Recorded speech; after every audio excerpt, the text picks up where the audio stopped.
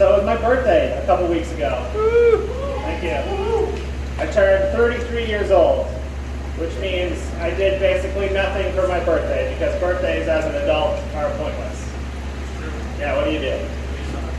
But it got me thinking, and I think birthdays for adults should be more like funerals.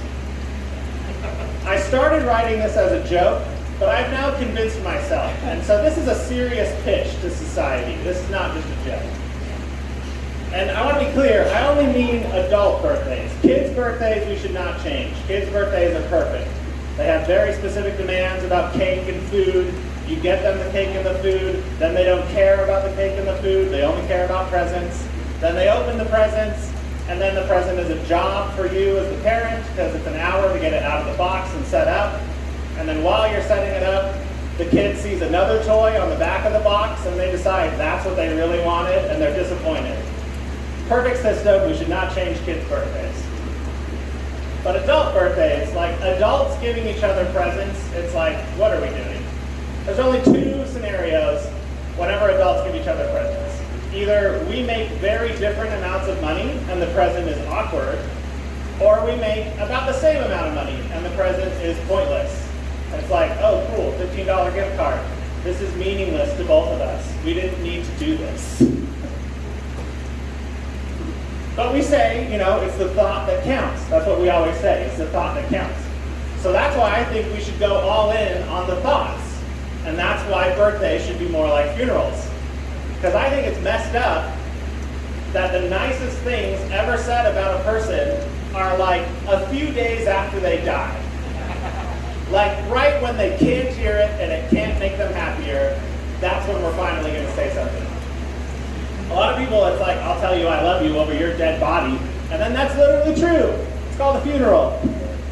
I think that's sad. It's like a cruel prank we play on the recently deceased.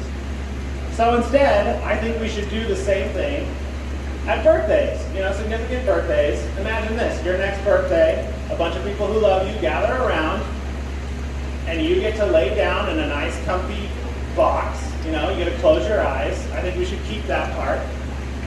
And then everyone just says the best things about you, their favorite things about you, what they love about you, the best things you ever did, favorite memories. And then at the end, you get to have a miracle. You get to pop out of the box and you get to be like, I'm not dead. Let's go have lunch, everybody. I think birthdays should be more like funerals. So I turned 33 on my birthday. And I'm not old by any means, but aging has begun.